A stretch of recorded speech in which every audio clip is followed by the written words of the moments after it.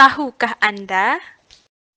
Kerajaan dan NGO merupakan sebuah entiti yang penting dalam sistem pentadbiran negara. Kini NGO tidak lagi terhad kepada aktiviti bersifat kemanusiaan, malah boleh dikatakan sebagai wakil suara rakyat. Peranan NGO telah diiktiraf oleh pihak kerajaan, khususnya dalam aspek penggubalan dasar kerajaan.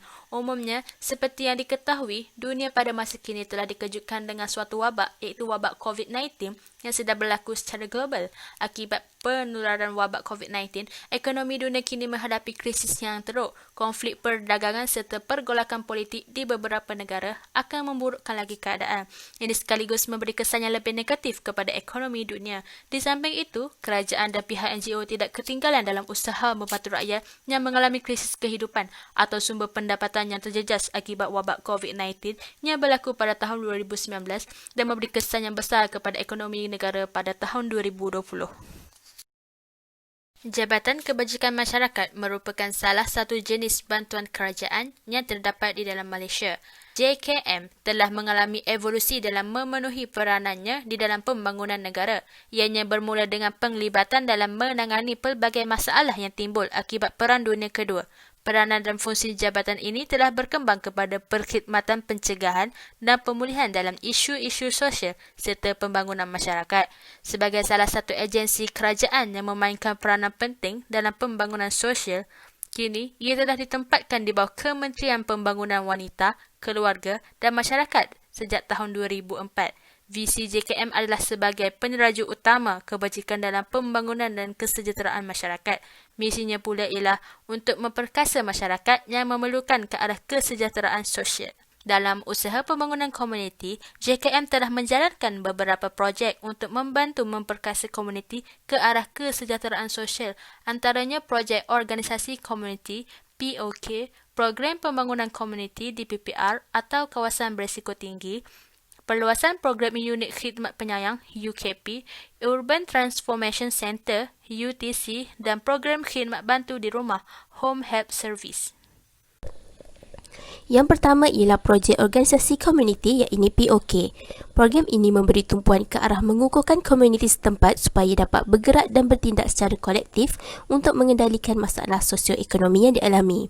Tujuan POK dilaksanakan adalah untuk membasmi kemiskinan dan pengasingan di kalangan komuniti, meningkatkan penentuan kediri komuniti setempat, menggalakkan perlibatan secara demokrasi, menyelesaikan masalah sosial melalui self-help, mewujudkan masyarakat penyayang serta mengatasi ketidakpuasan dan bertindak sewajarnya. Kumpulan sasar bagi projek ini tertumpu kepada klien jabatan, bekas pelatih atau penghuni institusi jabatan serta komuniti miskin dan termiskin. Seterusnya ialah program pembangunan komuniti di projek perumahan rakyat PPR atau kawasan berisiko tinggi.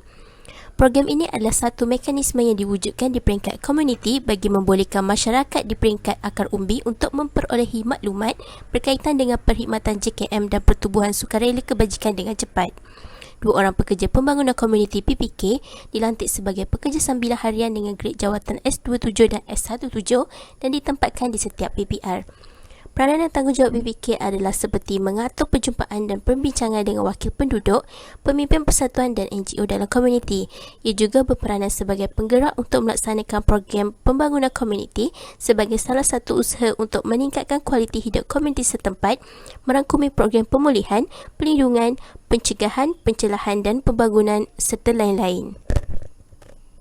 Selain itu, program One Stop Help Center iaitu Kawan Pula merupakan satu mekanisme pelaksanaan yang sesuai dengan memberikan tumpuan kepada masyarakat bandar, luar bandar, felda, ladang dan kawasan pedalaman di seluruh negara yang memerlukan perkhidmatan secara terus dengan agensi kerajaan yang keciciran daripada mendapatkan perkhidmatan yang disalurkan oleh agensi kerajaan.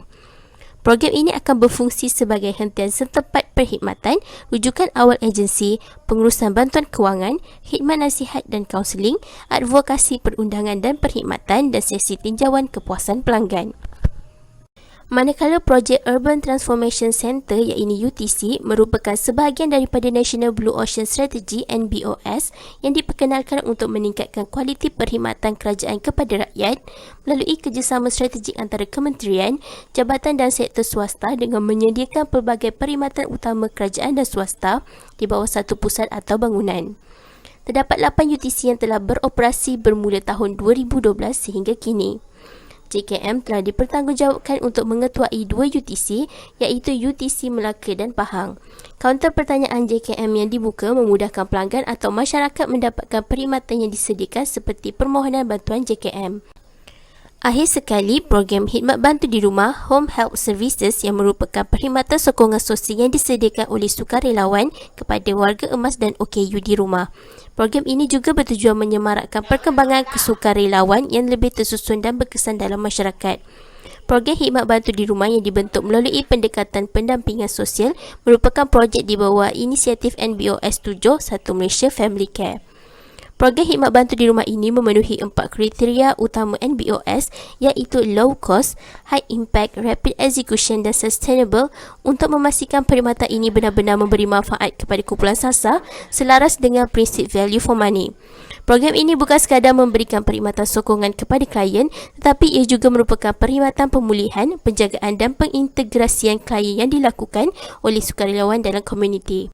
Menerusi pelaksanaan program ini, ia dapat mengurangkan kemasukan warga emas dan OKU ke institusi-institusi kebajikan kerajaan, swasta dan NGO sekaligus menyokong usaha JKM dalam menjayakan program deinstitutionalization iaitu DI. Saya Hasyadianah binti Rosli akan menyambung kepada jenis bantuan pertubuhan bukan kerajaan iaitu NGO. Haluan adalah singkatan kepada Pertubuhan Himpunan Lepasan Institusi Pendidikan Malaysia.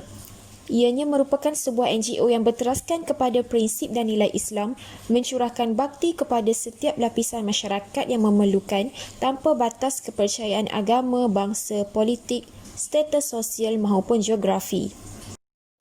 Haluan memberi tumpuan kepada aktiviti-aktiviti bantuan pendidikan, bimbingan dan kemasyarakatan untuk memenuhi tanggungjawab asas kemanusiaan. Mereka menumpukan ke arah perubahan dan pembangunan sesebuah komuniti di seluruh negara.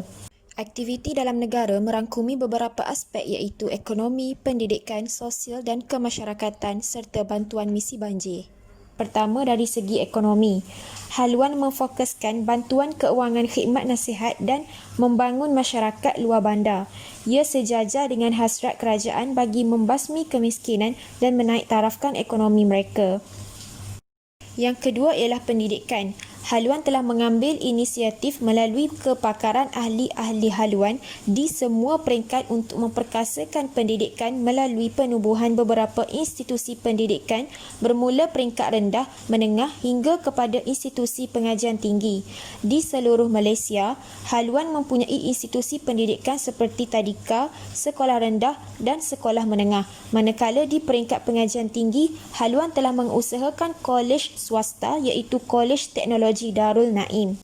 Yang ketiga, sosial dan kemasyarakatan. Haluan juga berperanan dalam aktiviti kemasyarakatan seperti membantu menangani masalah sosial melalui program-program yang berbentuk kursus remaja, seminar peningkatan kesedaran.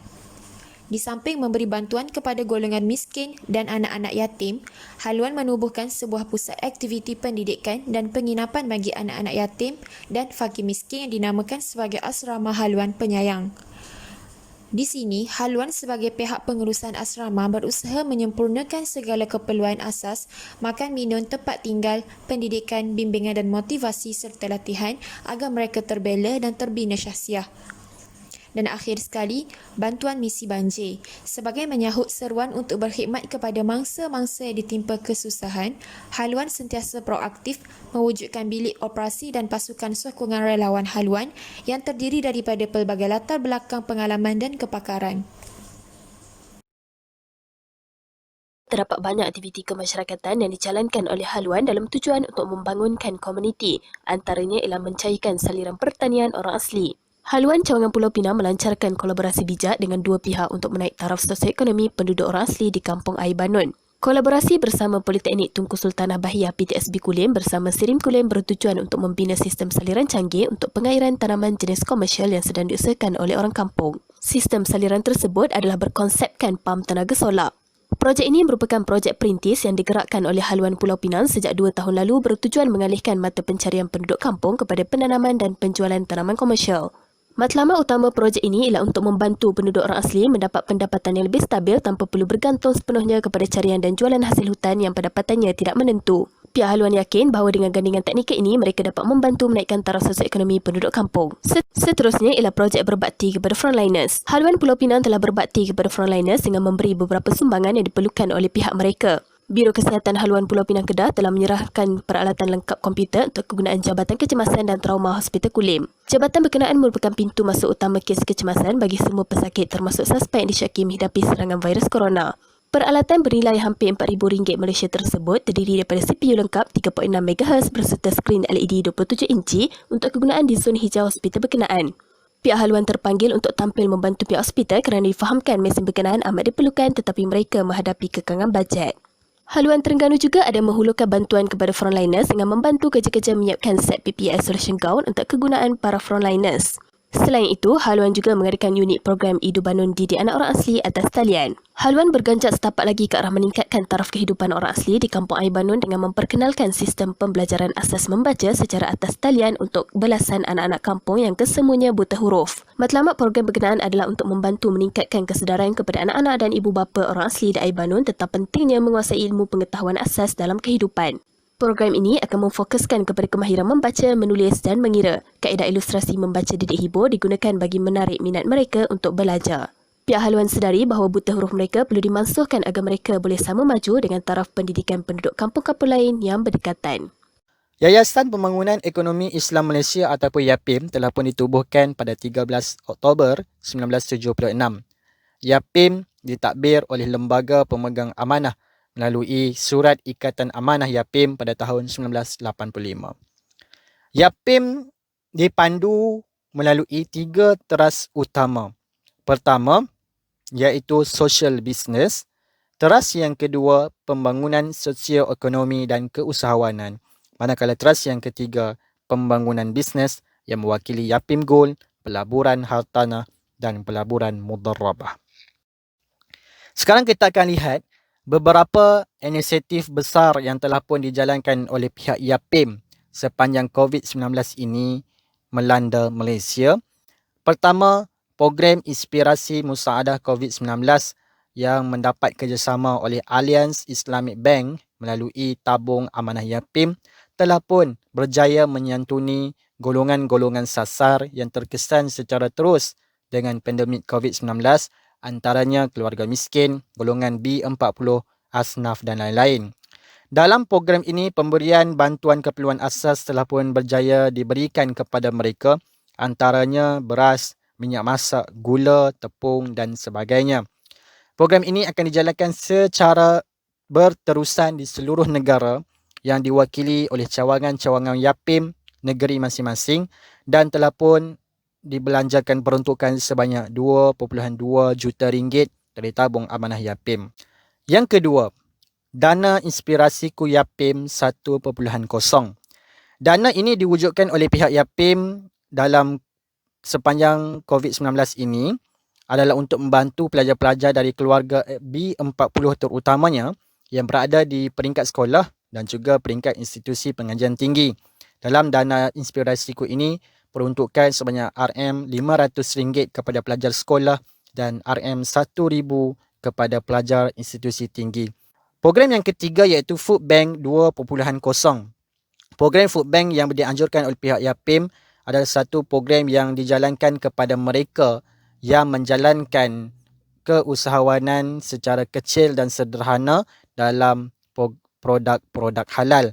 Dan ini telah pun diberikan kepada mereka yang memerlukan melalui inisiatif grant dan juga tempat-tempat penjualan yang strategik untuk dijalankan perniagaan mereka serta mendapat peruntukan dana bagi permulaan perniagaan bagi produk-produk halal dan bumi putera.